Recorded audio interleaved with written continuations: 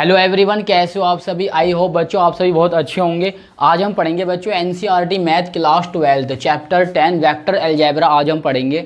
और इसमें मैं आपको इंट्रोडक्शन आज कराऊंगा और एक्सरसाइज 1.1 इस वीडियो में हम कंप्लीट करेंगे आज। तो कुछ बेसिक कंसेप्ट हैं, कुछ बेसिक कंसेप्ट हैं चैप्टर 10 के, जो पहले करना बहुत ज़रूरी है। उसमें इंट्रोडक्शन भी हो जाएगा आपका। फिर जब हम एक्सरसाइज 1.1 स्टार्ट करेंगे तो जब हम उस पर अप्लाई करेंगे जो भी हम इंट्रोडक्शन में सीखेंगे तो आपको यहाँ से बहुत इजी हो जाएगा। ठीक है, तो ध्यान से देखना अभी जो मैं अब आपको कराने वाला हूँ। तो जैसा कि आपने देखा चैप्टर का नाम क्या है बच्चों, वेक्टर अलजेब्रा। तो वेक्टर के बारे में पहले ध्यान से समझेंगे, ध्यान से देखना। A quantity that has magnitude as well as direction is called a vector. Vector की डेफिनेशन क्या है कि जिसमें मैग्नीट्यूड भी होगा और डायरेक्शन भी होगी, दोनों चीज़ जिसमें होंगी उसको हम क्या बोलते हैं, वेक्टर बोलते हैं। ठीक है, अब यहाँ देखना फिजिकल क्वांटिटी दो टाइप्स की है यहाँ पे, एक है स्केलर, एक है वेक्टर। वेक्टर की तो हमने अभी डेफिनेशन पढ़ी थी। ठीक है, अब स्केलर में क्या होगा सुनना ध्यान से। यहाँ पे क्या लिखा है बच्चों, ओनली मैग्नीट्यूड, यानी जिसमें ओनली क्या होगा, मैग्नीट्यूड होगा, वो स्केलर होगा। और magnitude as well as direction, magnitude भी होगा डायरेक्शन भी होगी, वो क्या होगा प्यारे बच्चों, वेक्टर होगा। ठीक है, आई होप आपको इतना समझ में आया होगा। मेरी बात सुनो ध्यान से, इसमें हमें अब आगे क्या करना है देखो। स्केलर और वेक्टर में एक फ़र्क समझो। ओनली मैग्नीट्यूड का मतलब क्या है, ओनली मैग्नीट्यूड का मतलब है जैसे मान लो किसी की हाइट ले सकते हैं हम, किसी की हाइट मान लो 5 फीट है, तो वो क्या है, उसमें डायरेक्शन तो है नहीं, यानी वो 5 फीट का है, तो इसका मीन्स क्या हुआ, उसमें वो स्केलर है, खाली मैग्नीट्यूड है। यहाँ पे 5 फीट क्या है, मैग्नीट्यूड। या फिर ये एग्जांपल लेते हैं वेक्टर के लिए। मान लो एक मार्कर मैंने यहाँ पे रखा, अब मैंने इसमें ना फोर्स लगाया, अपनी उंगली से इसको प्रेस किया, ये मैं फोर्स लगा रहा हूँ यहाँ पे। तो फोर्स लगाने पे ना बच्चों ये आगे की तरफ क्या हो रहा है, किसी डायरेक्शन में जा रहा है, किसी किस्म डायरेक्शन में। तो सपोज करो जो मैंने फोर्स लगाया ना प्यारे बच्चों, वो है 5 न्यूटन का। कितने न्यूटन का, 5 न्यूटन का मैंने यहाँ पे फोर्स लगाया। जैसे ही मैंने मार्कर पे फोर्स लगाया तो वो आगे किसी डायरेक्शन में जाए। अब यहाँ पे ना बच्चों मैग्नीट्यूड क्या है, 5 न्यूटन। यहाँ मैग्नीट्यूड भी है और यहाँ डायरेक्शन भी है, दोनों चीज़ जिसके अंदर है समझ जाओ वो क्या होगा, वेक्टर होगा। इतना नोट कीजिए। स्केलर एंड वेक्टर के बच्चों कुछ एग्जांपल देखते हैं, ध्यान से देखना। स्केलर में क्या आएगा, लेंथ, मास, टाइम, टेम्परेचर, एरिया और वर्क डन। जैसे मान लो कहीं पे टेम्परेचर है भाई 24 डिग्री सेल्सियस है, तो 24 डिग्री में डायरेक्शन तो कुछ है नहीं, तो वो क्या हो जाएगा, स्केलर हो गया। ओनली मैग्नीट्यूड यहाँ पर है तो स्केलर हो गया। टाइम भी क्या होता है भाई, कहीं पे 2 बजे हो गए, कितना टाइम हो रहा है भाई, 2 बज रहे हैं, तो डायरेक्शन तो कोई है नहीं यहाँ पे, ओनली मैग्नीट्यूड है, तो क्या हो गया, स्केलर हो गया। समझ रहे हो, लेंथ है, मान लो कोई लेंथ है 5 मीटर की है, डायरेक्शन तो उसमें कुछ है नहीं भाई, किसी कपड़े को हम ऐसे नाप रहे हैं। ठीक है, तो वो क्या होगा, स्केलर हो गया। और वेक्टर में क्या होगा, जब दोनों फोर्स है, इसमें डायरेक्शन भी होगी और मैग्नीट्यूड भी, किसी भी चीज़ में हम फोर्स लगाएंगे तो वो किसी की डायरेक्शन में ही आगे की तरफ जाएगा। ठीक है, तो वेक्टर हो गया। वेलोसिटी, एक्सेलरेशन, डिस्प्लेसमेंट, ये इसके क्या हो गए बच्चों, एग्जाम्पल। नोट कीजिए, ये सब जो आपको मैं नोट करने के लिए बोल रहा हूँ, आप फेयर नोट्स बनाइए इनके, ताकि आप इससे भूलें ना। ठीक है, नोट कीजिए। सेकंड देखेंगे बच्चों, सेकंड में क्या है, रिप्रेजेंटेशन ऑफ वेक्टर्स। ठीक है, अब रिप्रेजेंटेशन हम कैसे करेंगे वेक्टर्स को, तो ये चीज़ हमें ध्यान से देखनी है। ये लाइन जो होती है ना बच्चों, ये वेक्टर बोला जाता है इसको हम बोलते हैं डायरेक्टेड लाइन भी बोलते हैं। डायरेक्टेड लाइन बोल दिया हमने इसको। अब नीचे देखो, यहाँ पे ए पॉइंट है, वहाँ पे क्या है बी, तो जो बच्चों ए पॉइंट है उसको हम क्या बोलेंगे, इनिशियल पॉइंट। इस वाले पॉइंट को आप इनिशियल बोलोगे, और जो इस तरीके से यहाँ पे बी पॉइंट है उसको हम क्या बोलेंगे, वेक्टर पॉइंट। तो कभी भी जब आप लाइन बनाओगे तो आपको पता होना चाहिए ए जो पॉइंट है वो इनिशियल पॉइंट होगा, बी जो है वो वेक्टर पॉइंट होगा। ठीक है, और इसको और कैसे रिप्रेजेंट करते हैं, मान लो अब यहाँ पे ए बी है, तो ए बी इस तरीके से, ये हो गया वेक्टर, ए बी वेक्टर हो गया। कभी कभी क्या होता है, हम यहाँ पे इस तरीके से ये भी लगा देते हैं। ठीक है, ये इसका क्या हो गया, मॉडुलस हो गया, ये इसका मॉडुलस हो गया। अंदर क्या है, ए बी वेक्टर, पहले ए बी वेक्टर था, फिर हमने उसको मॉडुलस के अंदर कर दिया। मान लो यहाँ से यहाँ तक अगर ये ए है, तब इसको ऐसे रिप्रेजेंट करेंगे हम, स्मॉल ए से, इस तरीके से, ये ए वेक्टर हो गया, और यहाँ पे हम इसको ए वेक्टर का इस तरीके से मॉडुलस भी कर सकते हैं। ठीक है, तो ये रिप्रेजेंटेशन होता है किसका, वेक्टर का। नोट कीजिए बच्चों, अब हम पढ़ेंगे इसका third, magnitude of a vector. तो इसमें हम क्या देख रहे हैं, इससे पहले हम रिप्रेजेंटेशन ऑफ वेक्टर पढ़ा था। ठीक है, इसमें हम मैग्नीट्यूड ऑफ अ वेक्टर पढ़ेंगे, जो सेम हमने इस तरीके से पढ़ा था ना कि भाई यहाँ पे इनिशियल पॉइंट होता है और यहाँ पे क्या होता है, ये इसका वेक्टर पॉइंट है। तो ये हो गया ए, ये हो गया बी।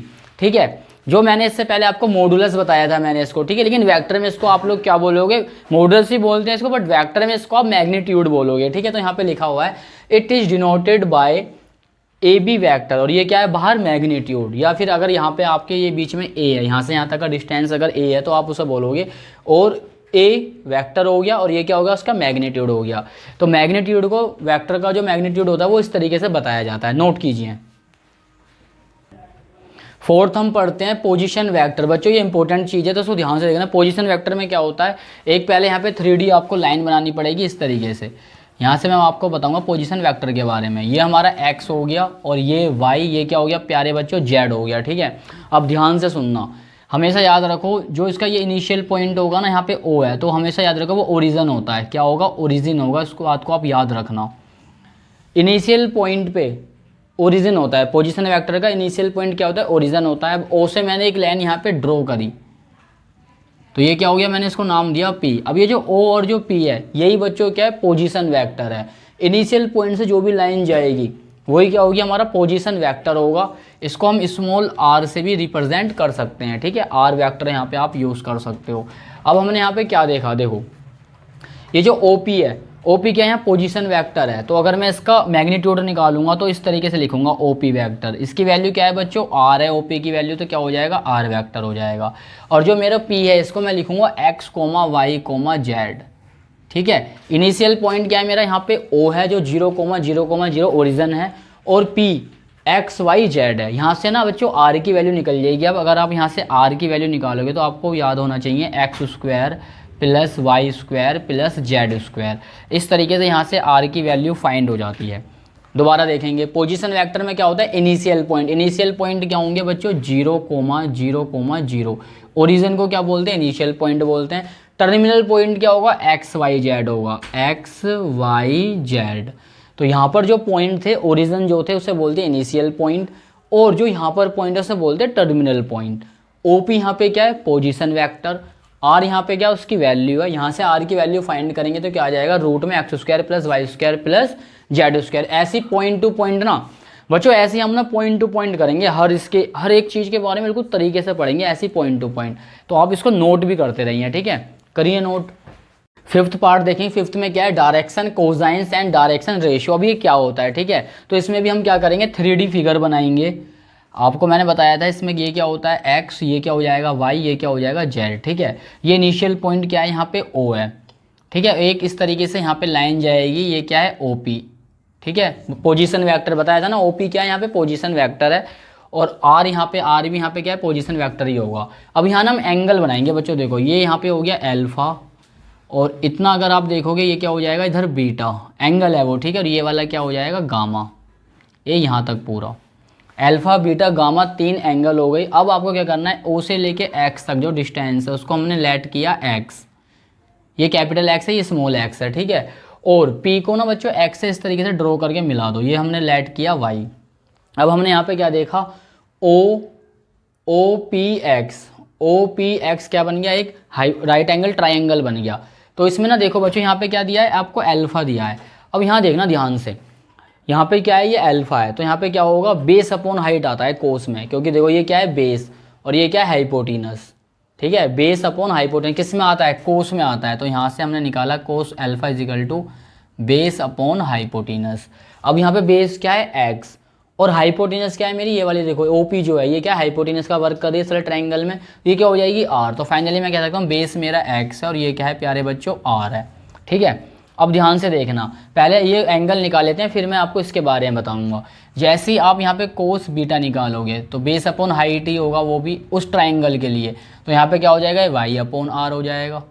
और फिर जैसे ही आप यहाँ पे कोस गामा, ये गामा है, ठीक है, तो ये भी base upon z upon r हो जाएगा।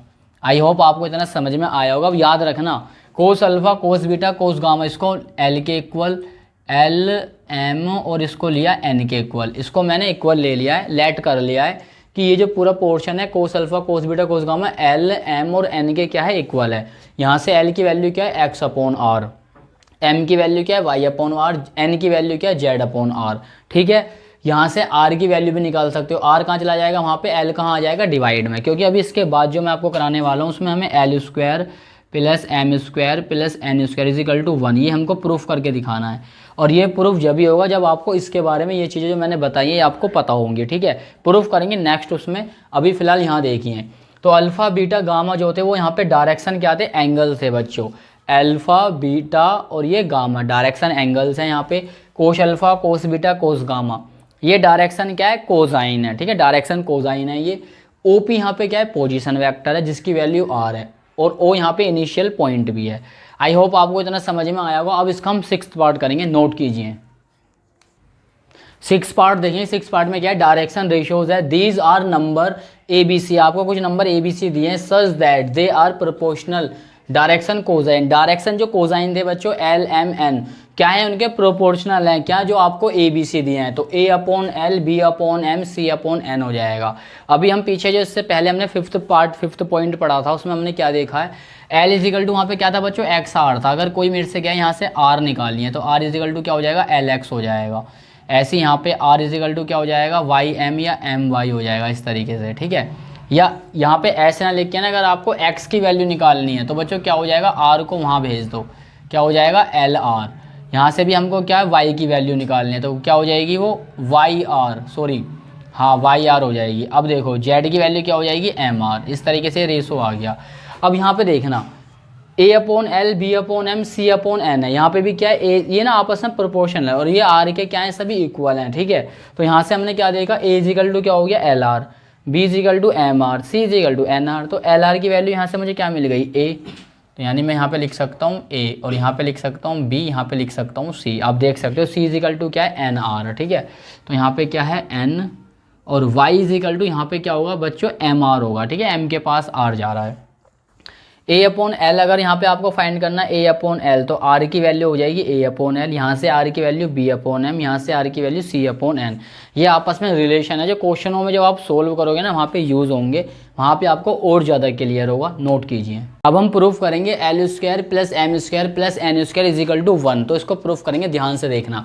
तो हमने यहाँ पे क्या लिखा बच्चों, LHS लेके चले, L² + M² + N²। अभी हमें इससे पहले हमने जो वैल्यू आपको मतलब सोल्व किया था उसमें L की वैल्यू ना X/R थी, इस तरीके से। स्क्वायर है तो बच्चों क्या कर देंगे, स्क्वायर कर देंगे। और M की वैल्यू क्या थी, Y/R, और N की वैल्यू क्या थी, Z/R, ठीक है। इनको अलग अलग करो, दोनों के ऊपर स्क्वायर है, X² / R², Y² / R², और Z² यहाँ भी क्या हो जाएगा, R²। नीचे का R² एलसीएम लेंगे तो ये आएगा 1 टाइम, ऊपर का बच्चों ऐसे का ऐसे R² + Y² + Z²। इससे पहले हमने पोजीशन वेक्टर में R की वैल्यू निकाली थी, रूट में X² + Y² + Z²। तो वो मैं यहाँ पुट कर रहा हूँ बच्चों, ठीक है। तो ध्यान से देखना, X² + Y² + Z²। R की वैल्यू क्या है, X + Y + Z रूट के अंदर, ये R की वैल्यू है। बट यहाँ पे क्या है, R का स्क्वायर, तो यहाँ पे स्क्वायर भी कर देंगे। स्क्वायर से रूट क्या हो जाता है, कैंसिल हो जाता है। X² + Y² + Z² अपॉन, अंदर क्या बचेगा, अच्छा अंदर भी ना बच्चों जो वैल्यू होगी वो भी स्क्वायर में होगी, याद रखना है इस चीज़ को। X² + Y² + Z², जो सेम ऊपर है वही नीचे, तो क्या हो गया, 1 टाइम क्या हो गया प्यारे बच्चों, कैंसिल, ये हो गया RHS। तो अब मैं आपको कराऊंगा बच्चों टाइप्स ऑफ वेक्टर, बस आपका थोड़ा सा और बचा, लास्ट रह रहा है टाइप्स ऑफ वेक्टर, उनके बारे में और पढ़ते हैं। अब हम टाइप्स ऑफ वेक्टर पढ़ेंगे। टाइप्स ऑफ वेक्टर मैंने आपके सामने सभी लिख दिए यहाँ पे, zero vector, unit vector, coinitial vector, collinear vector, equal vector, negative of a vector और फ्री वेक्टर। सभी की बच्चों डेफिनेशन आपके एनसीईआरटी बुक में पेज नंबर 4 to 7 पर दी हुई है। तो फर्स्ट डेफिनेशन क्या है, जीरो वेक्टर, ठीक है। इसमें क्या लिखा है समझाता हूँ मैं आपको। A vector whose initial and terminal points coincide is called a zero vector. जिसका इनिशियल और टर्मिनल दोनों पॉइंट्स क्या होंगे, कोइंसाइड होंगे, वो क्या होगा, जीरो वेक्टर होगा। इतना आपको इसमें याद रखना है। इस तरीके से इसको जीरो के ऊपर ना ऐसे वेक्टर बनाओ, इस तरीके से इसको रिप्रेजेंट करेंगे।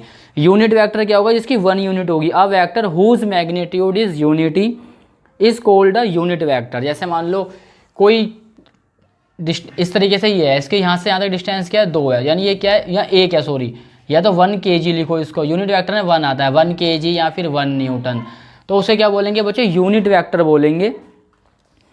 यूनिट वेक्टर की एक बार देखते हैं। A vector whose magnitude is unit is called a unit. जिसका मैग्नीट्यूड 1 हो वो यूनिट वेक्टर होगा। कोइनिशियल वेक्टर, अब क्या आएगा, कोइनिशियल वेक्टर आएगा।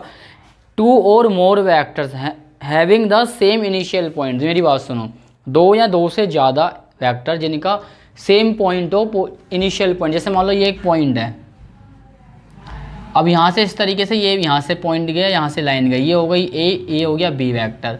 अब हमने क्या देखा, यहाँ पे जो इनका इनिशियल पॉइंट है बच्चों सेम है, दो वेक्टर हैं यहाँ पे, दो से ज़्यादा भी हो सकते हैं, ध्यान रखना, दो से ज़्यादा भी हो सकते हैं। तो इनिशियल पॉइंट क्या है उनका, सेम है। एक ही इनिशियल पॉइंट से जो भी वेक्टर जाते हैं उसे बोलते हैं को इनिशियल वेक्टर, इस चीज़ को याद रखना। अब आता है कोलिनियर वेक्टर, इसमें क्या होगा, आपको पैरेलल दिखाना पड़ेगा। कोलिनियर वेक्टर में क्या होगा प्यारे बच्चों, देखो इस तरीके से एक वेक्टर है ए वेक्टर, और इस तरीके से ये गया, इस तरीके से ये हो गया बी वेक्टर। ये क्या है, अगर आपस में क्या है पैरेलल है तो बोलेंगे कोलिनियर वेक्टर। हाँ लेकिन यहाँ डायरेक्शन यहाँ पे अलग भी हो सकती है। अभी देखो ए वेक्टर इस तरीके से गया और बी ये जा रहा है इस डायरेक्शन में और ये जा रहा है इस डायरेक्शन में, ठीक है। तो यहाँ पे क्या हो जाएगा, पैरेलल होना चाहिए। अगर पैरेलल है और डायरेक्शन अपोजिट है तब भी चलेगा, होगा कोलिनियर वेक्टर ये, ठीक है। देखो आपकी बुक में क्या लिखा है, collinear vectors two or more vectors are said to be collinear if they are parallel to same line, जो सेम लाइन पर क्या हो, पैरेलल हो, ठीक है। इक्वल वेक्टर क्या होगा बच्चों, इक्वल वेक्टर तो आप नाम से पता चल रहा है। मान लो यहाँ से यहाँ तक ए वेक्टर है, यहाँ से यहाँ तक बी वेक्टर है, ये भी 3 यूनिट है, ये भी 3 यूनिट है, ठीक है। तो दोनों की मैग्नीट्यूड भी सेम है, दोनों की डायरेक्शन भी सेम है, तो वो होगा इक्वल वेक्टर। फिर आता है negative of a vector. Negative of vector में क्या होगा, देखो एक वेक्टर इस तरीके से गया तो ये हो गया बच्चों ए वेक्टर, एक वेक्टर फिर से ऐसे ये हो गया माइनस लगा दो यहाँ पे, तो ये क्या हो गया नेगेटिव फोर अ वेक्टर हो गया। डायरेक्शन यहाँ भी अलग हो सकती है, एक ही लाइन पे देखना, इस तरीके से यहाँ पे गया ए वेक्टर और इस तरीके से यहाँ पे क्या आ गया माइनस का ए वेक्टर। तो यहाँ पर क्या होगा, एक ही लाइन पे हमने इसको शो किया है, ठीक है। तो ये जा रहा है इस तरफ और ये डायरेक्शन इसकी है राइट में और इसकी डायरेक्शन क्या है लेफ्ट में। लेकिन जब भी यहाँ पे क्या होगा, नेगेटिव ऑफ अ वेक्टर ही होगा, डायरेक्शन अपोजिट है तब भी नेगेटिव आएगा।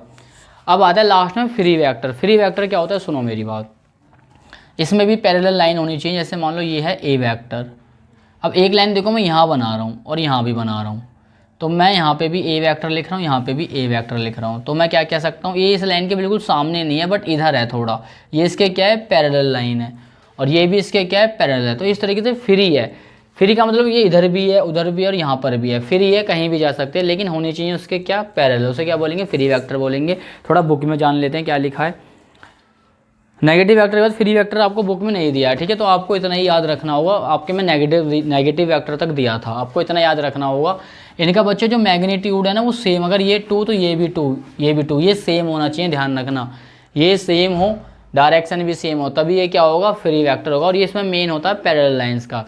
तो आई होप आपको समझ में आया होगा क्लास 10th का NCERT math class 10th vector algebra, ये इसका इंट्रोडक्शन था। नेक्स्ट वीडियो में एक्सरसाइज 1.1 कराएंगे और आप खुद से ट्राई करना, आप खुद ही कर दोगे। जो चीज़ आपको बताई गई है ना सभी उसमें आप अप्लाई करना, इंट्रोडक्शन में जो भी आपने सीखा है आप अपने आप कर दोगे। बाकी मैं नेक्स्ट वीडियो में 1.1 भी कराता हूँ। तो मिलते हैं नेक्स्ट वीडियो में।